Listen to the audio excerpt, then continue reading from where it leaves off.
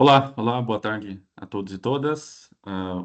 Estamos iniciando mais uma aula de Finanças e Contabilidade pela FATEC, a disciplina de custos. Hoje vou tratar sobre a questão do uso da inteligência artificial, né, do IA, em pesquisas na área acadêmica e como que os estudantes podem usar de forma adequada essa ferramenta no seu desenvolver do curso e também da sua carreira profissional, tá bom? Preparei aqui um material que eu vou compartilhar aqui e complementar, né? Lembrando que essa aula é complementar ao curso de custos e tributos e vai ficar disponível aí no Teams para todos assistirem, tá bom? Vocês estão vendo então o início da apresentação, né? Eu sou o professor Pedro Felipe, sou mestre pela Unicamp, Universidade Estadual de Campinas. Atualmente faço doutorado em administração, também no mesmo lugar. E agora sou professor de custos e finanças e contabilidade na FATEC. Ah, Vamos então iniciar essa visão. Eu trouxe aqui hoje um texto, um livro, né, de diretrizes para o uso ético e responsável da inteligência artificial generativa, né, que é o comum, o ChatGPT, outras ferramentas que nós utilizamos para a inteligência artificial, né, voltado à pesquisa, né, para pesquisadores, voltado para a área acadêmica, tá? Esse é um livro do Sampaio, Sabatini e Limonge, fizeram para a Unicamp, tem sido amplamente discutido em várias universidades e também na comunidade científica, acadêmica, né? Todos estão usando esse manual da Unicamp, tá? Para estabelecer essas diretrizes. Primeiro, a gente vai começar falando dos princípios gerais, entendendo que as IAs, né? Elas não necessariamente nos fornecem dados isentos, corretos, apurados, né? A IA ela faz parte de um produto, né? De grandes empresas, das chamadas Big Techs, né? E essas Big Techs elas são voltadas não necessariamente para pesquisa científica, né? São empresas com investimentos em diversos setores e um deles, o setor de tecnologia informática, criou, né? Junto com a Microsoft, né? O ChatGPT foi o primeiro. E eles criaram as inteligências artificiais, ou seja, e mudaram, né? Mudaram, facilitaram a vida do pesquisador e também transformaram a vida acadêmica dos alunos, né? Tenho certeza que todos aqui que estão assistindo já usaram o ChatGPT para fazer algum tipo de pesquisa ou para responder algumas perguntas que os professores fazem, geralmente atividade que você manda para fazer fora da aula, né? Mas a gente tem que entender que essas IAs, elas estão à mercê, né, da viabilidade financeira dessas empresas, né? Então, não necessariamente ela vai fornecer aquilo que a gente precisa para nos desenvolvermos enquanto pesquisadores, é, enquanto alunos, né, basicamente no desenvolver da carreira acadêmica de vocês, né? Então, ah, elas estão sempre suscetíveis, né, à avaliação de políticas e práticas da empresa. Então, sempre que vocês forem usar uma IA, tem que dar uma olhada no direito de uso, é, na política da empresa, na política de dados, do armazenamento de dados, se elas retêm esses dados, se eles são excluídos, enfim. E tem que tomar muito cuidado também com a questão da Lei Geral de Proteção de Dados, a famosa LGPD. Tudo que você for fazer no ChatGPT precisa ter o consentimento se você estiver utilizando dados pessoais, é, dados pessoais, pessoa física ou pessoa jurídica, né? Lembrando que o ChatGPT ele não pode ser considerado um autor, né? Precisa ter sempre uma autoria humana. Conteúdos errados eles podem ser gerados, né? O próprio chat hoje ele coloca essa mensagem, né? Que pode ser que tenha erros, que é bom conferir e autenticar esses dados que vocês estão manuseando, né? E também, o pior de tudo, né? Ele pode dar viés e pode dar estereótipo existente em dados de treinamento, né? Porque ele reproduz basicamente aquilo que foi treinado a partir de outros usuários que também praticam, né? Então, muitos preconceitos, eles são reproduzidos pelo ChatGPT porque as pessoas vão lá e reproduzem aquilo na hora de fazer a pesquisa, né?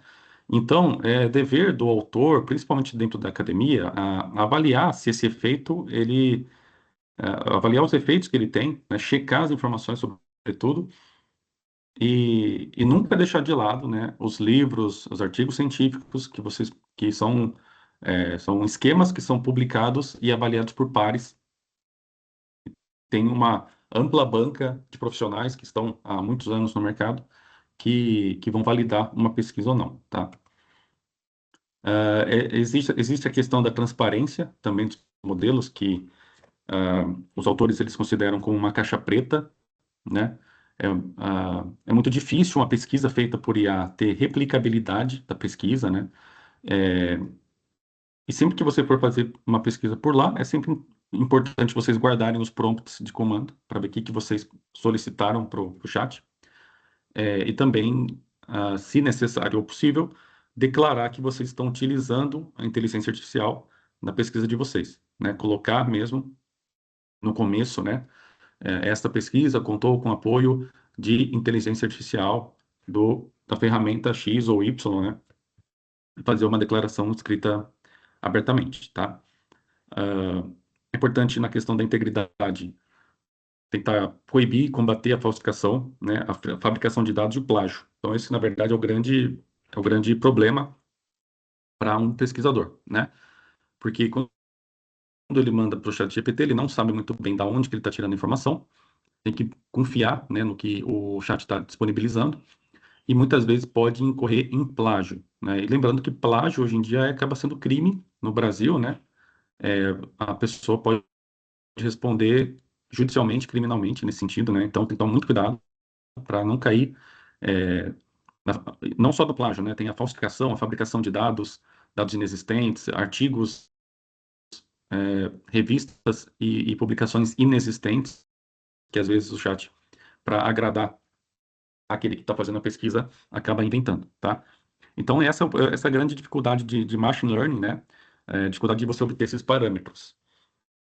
Na questão ainda do plágio, é importante o autor entender a informação que está sendo passada ali e buscar essa informação no Google Acadêmico, enfim, onde tiver disponível, né, na base de dados que tiver disponível, e verificar se está batendo essas informações aí, né?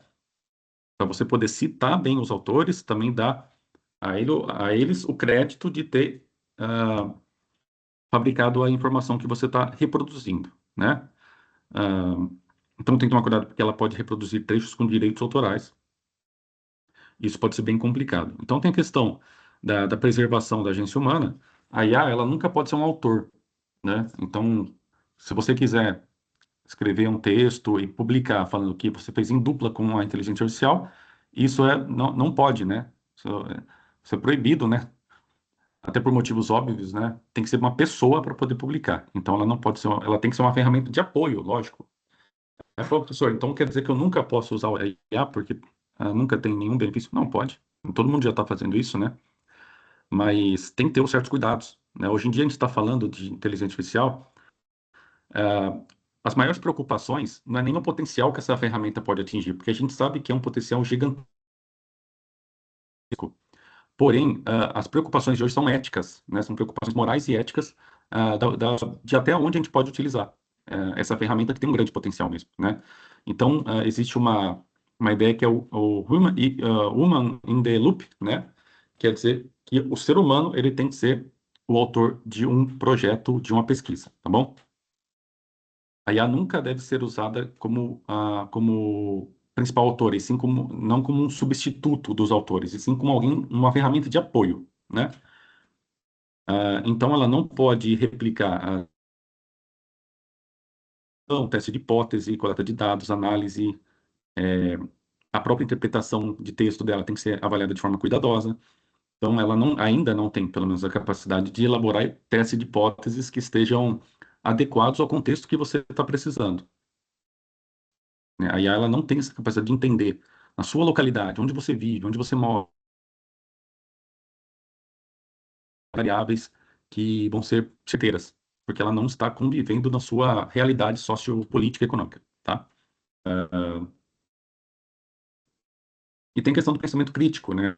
Geralmente ela é muito superficial, ela não dá resultados assim robustos que um pensamento crítico humano tem a capacidade de dar, tá?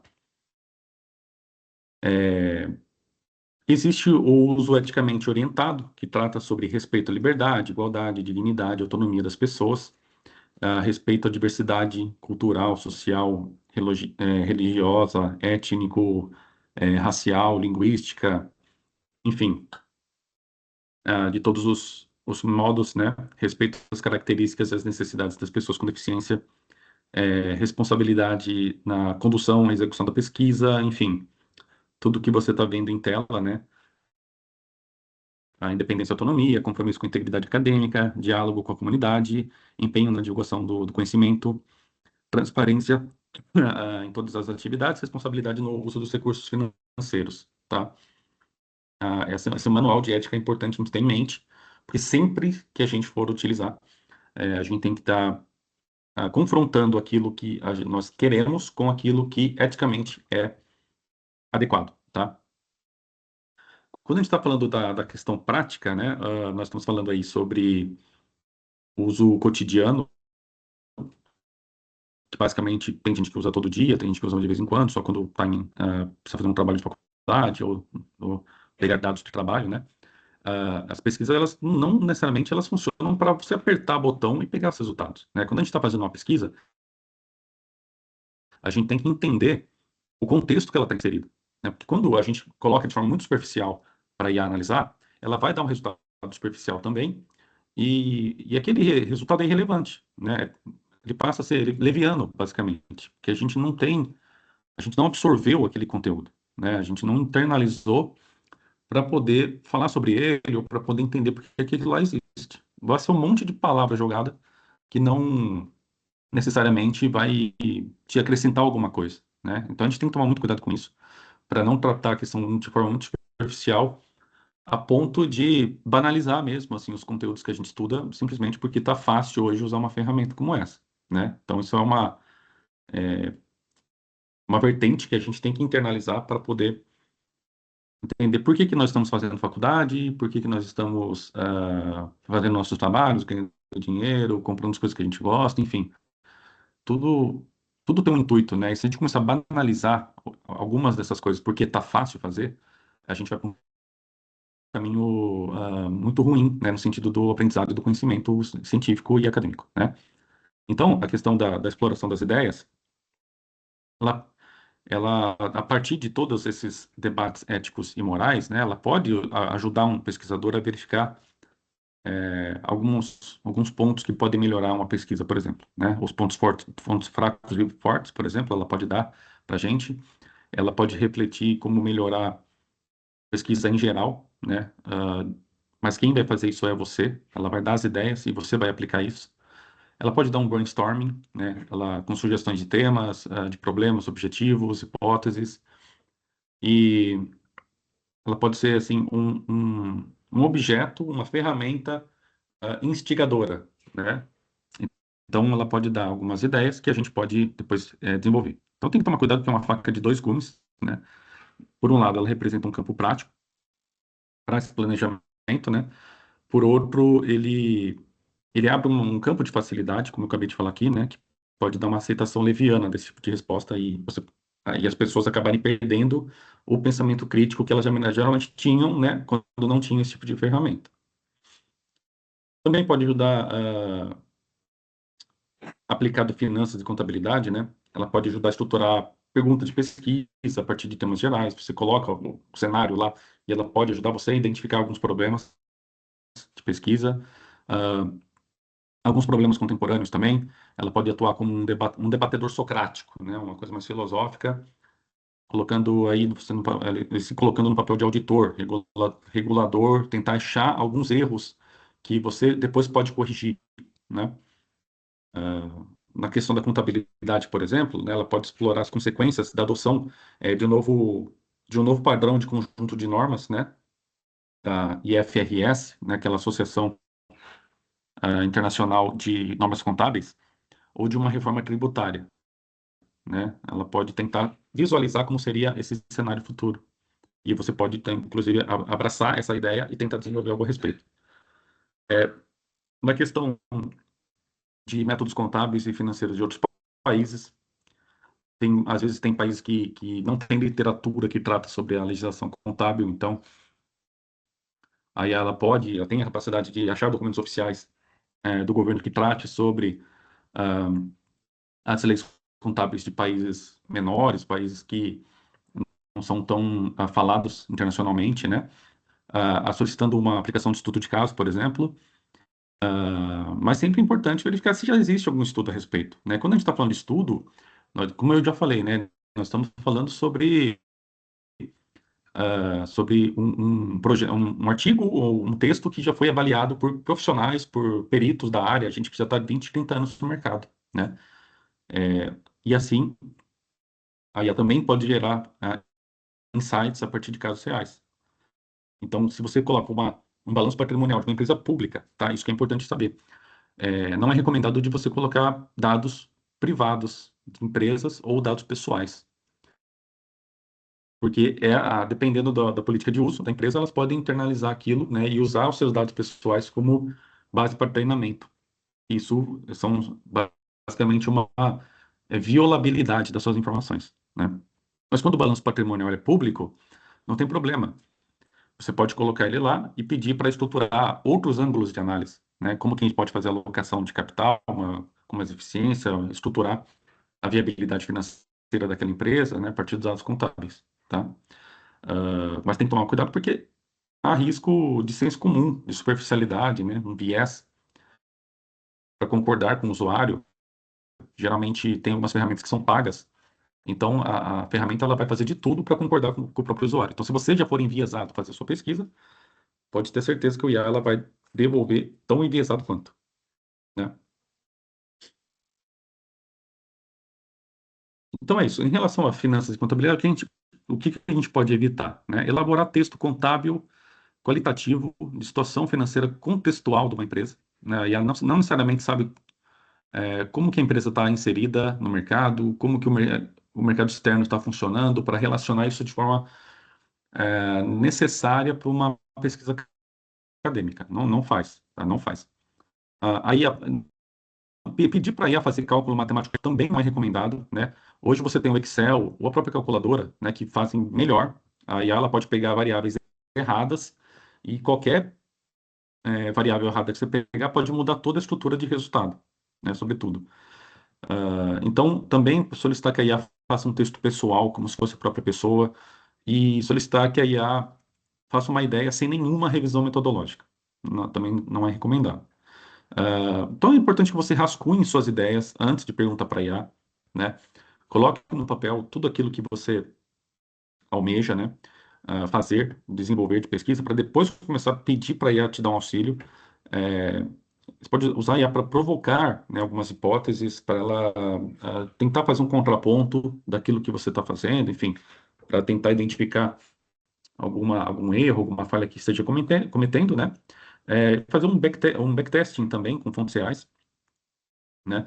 Sempre validar as ideias com a literatura acadêmica. Então, tudo que sair lá, você tenta ver nos livros e na literatura se isso realmente está sendo falado, tá? Em relação à busca de materiais, a plataforma permite. Você pode buscar um livro, pode buscar um artigo por lá. Hoje você tem umas ferramentas de uso geral, como a Copilot, né, da Microsoft, o Gemini, do Google, o Perplexity, U.com, e tem algumas baseadas em fontes acadêmicas, que são até mais recomendadas, né, a Consensus, a LCIT, que é muito boa, Canvas, a SciSpace, enfim, tem um monte, né, que são IAs baseadas em fontes acadêmicas mesmo, né? Outras plataformas também permitem visualização de rede de citação de artigos, né? A Connect Papers, enfim, ResearchRabbit, e tem mais algumas outras também, tá? E geralmente elas funcionam por meio de inserção de referência para alimentar o início da tese, da rede, né? Então, quando você vai num estudo, você pode baixar alguns dados do artigo no próprio link, né, do texto que você pegou e pode submeter por lá para fazer essas análises, né? E sempre tentar achar trabalhos indexados a alguma base de dados, né? Pode ser a Cielo, que é a mais famosa, né? Google Acadêmico, que são as gratuitas, que a gente está mais acostumado, tem Scopus, a Web of Science, que já são mais profissionais para a área acadêmica, né? E, enfim, existem essas ferramentas de auxílio, tá? Também tem outras para fazer, são leitores gerais comuns, né? O ChatGPT, que é da Microsoft também, né? O Claude, o Notebook LM do Google, ferramentas que permitem envio de arquivos de texto, tem o ChatDoc, o Chat PDF, enfim. E também tem alguns com foco acadêmico, né? O AvidNote, o Elicit, como eu acabei de falar aqui, o SciSpace, né? E, mais uma vez, tomando cuidado, né, com a questão das informações, dos direitos autorais, para não cair em plágio e possíveis superficialidades, tá? Ainda tem a questão da escrita, é, algumas IAs, elas podem ajudar na correção gramatical e da formatação, né? Não é muito recomendado pedir para eles redigirem textos, eles vão manter sempre um padrão muito limitado, que a questão humana vai sempre desenvolver de forma melhor, né? E também mesmo que o que você produzir, né, tem que passar por uma revisão, você faz uma leitura, confere os dados para ver se não incorreu em plágio ou alteração dos direitos autorais. Isso é muito importante, né?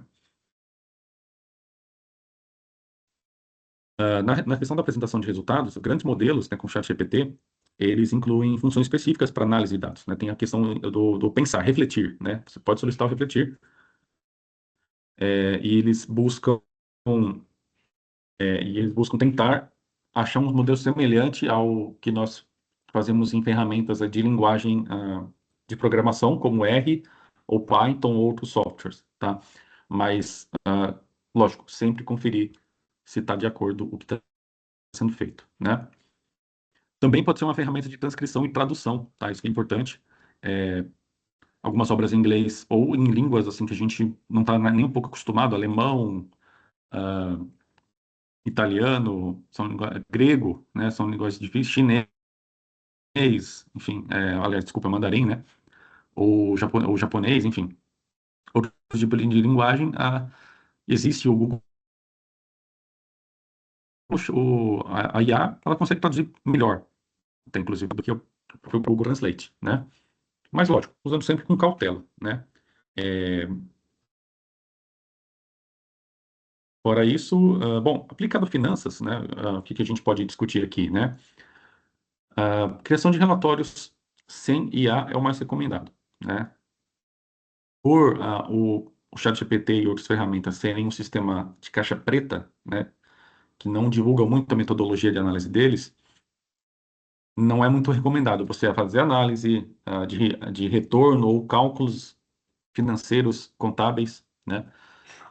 E textos que não são replicáveis, né? Uma consulta ela pode produzir respostas de diferentes níveis usando o mesmo input. Então, alguém que coloca uma entrada numa IA em um lugar, pode sair uma resposta. E a mesma entrada em outro computador, em outro lugar, pode dar uma resposta totalmente diferente. Então, esse que é o grande problema. Por isso que eu falo da gente usar sempre como um apoio, né? Você tem uma dúvida específica, você vai lá e coloca, ele tira a sua dúvida. Você está precisando de novas ideias, está precisando por um contraponto para sua pesquisa, aí você coloca lá. Não tem auditoria, não tem confiabilidade para você saber se aquilo lá realmente tem um embasamento que você precisa, tá? Um exemplo, né? Um fluxo de caixa gerado por IA pode parecer correto, mas o usuário não tem como saber se o modelo de crescimento foi linear, se foi exponencial ou foi estocástico, né? Estocástico. Se ele for, enfim, vai depender muito do mercado que ele está inserido e da forma que ele é manuseado, né? Tem a questão que eu já falei sobre a tendência de criar dados e números para enviesamento da informação, né? Se tiver alguma empresa com dados abertos que tiver faltando informação, aí ela pode ir lá e pode criar um dado para simplesmente complementar o que está faltando, né? Isso pode mudar o resultado, porque quando eu estou falando de cálculo, né? Ele tem que ser bastante exato. Não estamos de exatas aqui, né? E é questão de você usar sempre dados públicos e já divulgados de fontes oficiais, como, por exemplo, a Comissão de Valores Imobiliários, a CVM, ou dados da B3, a Bolsa de Valores, né? tomando muito cuidado com a questão da LGPD, para não serem dados pessoais ou sigilosos, e estamos de empresa, né? Isso pode acontecer, tá? E também guardar sempre o prompt de comando. Então, para a questão da faculdade, lembrar que a faculdade é um ambiente de aprendizado, né? Então, a tendência de banalização das ideias, simplificação demasiada. A faculdade é um ambiente que permite erros, então recomenda-se que você tente mesmo por conta e se errar não tem problema, corrige, é um ambiente para você errar. A integridade acadêmica, ela pode inventar dados, fórmulas ou interpretações, e ela pode dar esses resultados com aparente segurança, né? E você fala, bom, o que ela está falando, ela está com bastante segurança ali, então eu vou usar. E às vezes nem sempre está certo, né? Então é isso, gente. Essa foi mais ou menos as aplicações práticas e gerais do uso do IA para pesquisas, mais focado na questão financeira, contábil, para nós. Espero que vocês tenham gostado dessa aula e já coloquei no Microsoft Teams uma atividade a respeito. São perguntas e respostas, é só fazer. Quem assistiu esses 25 minutos vai conseguir fazer muito bem, tá bom?